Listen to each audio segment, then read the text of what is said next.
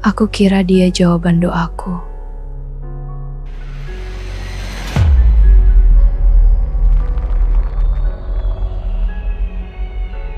Astri hanya ingin hidup yang tenang, mengajar piano, menikah, lalu pulang pada seseorang yang pasti.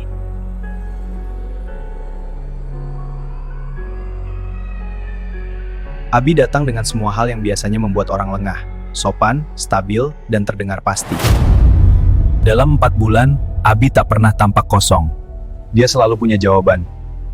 Selalu terlihat tahu mau kemana. Semuanya tampak bersih, wajar, dan diberkati. Justru itu yang membuat retaknya nanti begitu kejam. Sofa di sini atau dekat jendela? Terserah kamu. Kejanggalan pertama bukan suara aneh, bukan bayangan, hanya dingin yang datang dari orang yang baru menikahimu. Astri pulang dari malam itu dengan rasa yang sulit diberi nama selain ada yang salah. Aku cuma beberapa hari. Kabarin pas landing. Abi kembali ke Malaysia, begitu ceritanya. Lalu datang sesuatu yang tidak bisa dijelaskan oleh pintu terkunci. Aroma parfum Abi. Dalam gelap,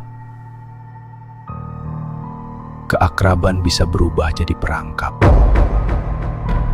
Di titik ini, ketakutan Astri belum punya bentuk. Hanya fakta yang tidak saling cocok. Aku masih di Kuala Lumpur.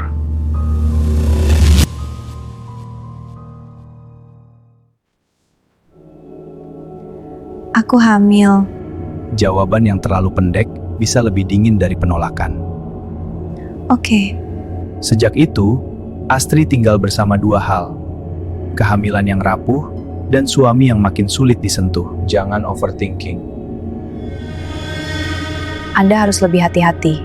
Ada kondisi yang tidak ingin saya anggap ringan. Dokter tidak memberi jawaban mistis, tapi ia memberi satu tanda yang sama menakutkannya. Ini tidak normal. Kadang runtuhnya kebohongan dimulai dari jeda kecil di wajah orang lain. Bentar, gue kayak pernah lihat dia. Bukan di perusahaan minyak, di gym Kuningan. Kalimat itu membelah hidup Astri jadi 2, sebelum curiga dan sesudahnya.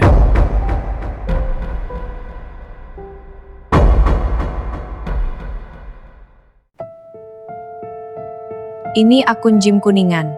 Kebohongan pertama selalu terasa paling masuk akal saat baru terbuka. Mungkin dia punya banyak identitas, banyak cerita beda buat orang beda. Yang penting sekarang bukan siapa dia di luar. Yang penting apa yang kamu alami di rumah. Kalau semua bohong terus, yang mana yang nyata? Orang jarang langsung percaya saat hidupnya dihancurkan. Penyangkalan sering datang dulu untuk menyelamatkan napas. Kamu personal trainer? Aku pernah bantu di sana. Kamu dengar dari siapa? Kamu bohong soal Malaysia juga? Kamu lagi capek.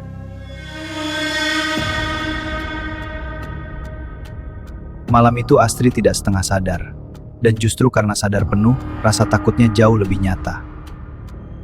Yang berdiri di sana punya tinggi, bahu, dan jeda gerak yang mengingatkan pada Abi tapi terlalu kosong untuk disebut manusia. Siapa kamu? Kadang keberanian cuma berarti satu gerakan kecil yang dilakukan tepat sebelum panik mengambil alih. Astri akhirnya mendapat bentuk.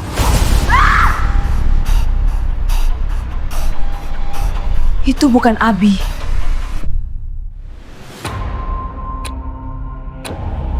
Insting tubuh Astri tahu satu hal. Keluar. Sekarang. Malam itu ketakutan dan tubuhnya runtuh bersamaan. Bu! Bu!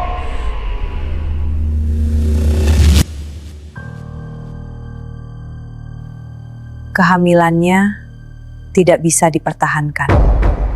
Kalimat paling sunyi di dunia sering diucapkan di ruang paling terang. Malam itu belum selesai. Hanya pindah ke ruang yang lebih terang. Orang yang mengaku berada di negara lain terlalu dekat dengan rasa bersalah malam itu.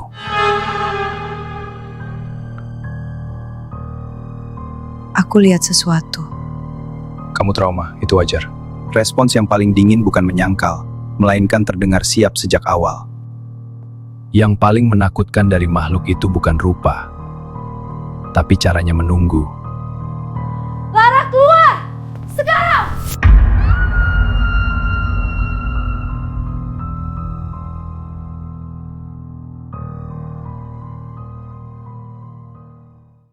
Yang datang ke kamarmu itu bukan suamimu. Lalu siapa?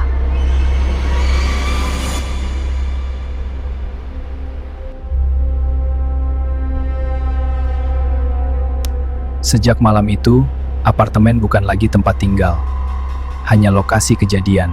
Parfum, jadwal, Malaysia, parkiran rumah sakit, semua nyambung ke orang yang sama. Sebelum mencari jawaban gaib, mereka menemukan pola manusiawi, kebohongan, alibi, dan waktu yang terlalu pas. Kalau ini bukan medis, bukan logika biasa, kita cari orang yang bisa baca polanya. Mereka pergi bukan karena ingin percaya, mereka pergi karena kehabisan cara untuk menyangkal. Cerita dari awal, jangan dipotong. Kadang yang paling meyakinkan justru tidak tampak seperti pertunjukan. Semuanya mulai dari malam saat aku sendirian di apartemen. Dia tidak langsung memberi nama. Dia lebih dulu mencari cara makhluk itu bekerja. Ini peniru, bukan arwah keluarga. Ia menempel pada jejak orang yang dikenanya target. Untuk pertama kalinya, ketakutan Astri punya aturan.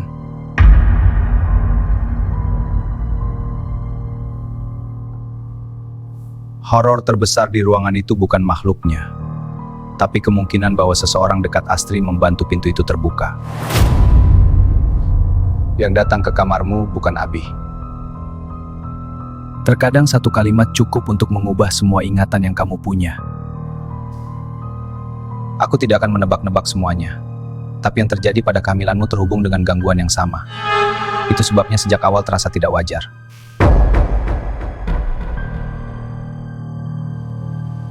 Yang hancur pada Astri bukan cuma rasa aman, tapi kepercayaan dasar bahwa ia pernah dicintai dengan jujur. Ada yang bilang yang datang itu bukan kamu. Kamu percaya orang seperti itu? Kamu gak kaget sama sekali.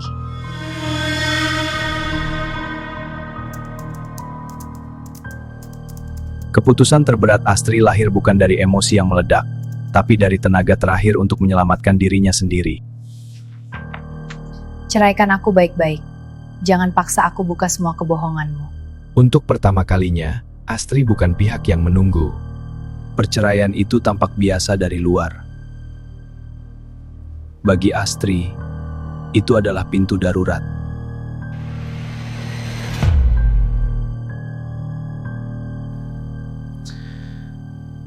Prosesnya pelan, tidak apa-apa. Yang pulih bukan cuma keberanian, tapi cara Astri memandang malam. Aku tidak lagi takut gelap. Tapi aku masih belajar percaya.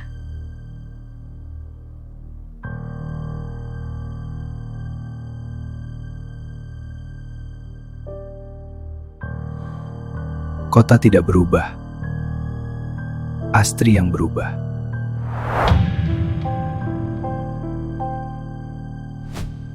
Trauma jarang datang sebagai adegan utuh. Ia datang sebagai pecahan. Pemulihan tidak selalu tampak heroik. Kadang bentuknya cuma pindah, menata ulang, lalu bertahan. Tidur gimana? Lebih baik, kadang. Sebagian orang selamat karena ada saksi yang tetap tinggal. Pelan. Di ruang musik, Astri tidak sedang diingatkan oleh masa lalu. Ia sedang membangun masa depan. Pemicu trauma tidak selalu besar. Kadang hanya aroma yang salah di waktu yang salah. Ini sekarang. Ini bukan dulu. Keberanian barunya bukan melawan makhluk, tapi menarik dirinya kembali ke hari ini. Tidak semua pertanyaan dapat jawaban. Beberapa hanya bisa diputus rantainya. Kalau sesuatu terasa salah, jangan paksa diri bilang semuanya normal. Cari bantuan. Cerita ke orang yang kamu percaya.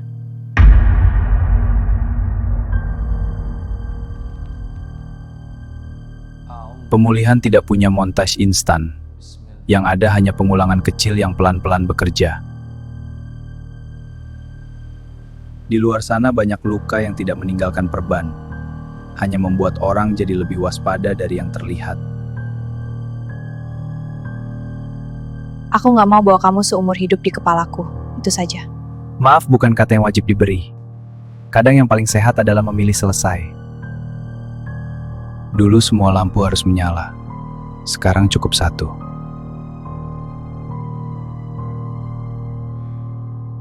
Cerita ini tidak berakhir dengan semuanya kembali seperti semula. Cerita ini berakhir dengan Astri tetap berjalan. Dan kadang itu sudah lebih dari cukup.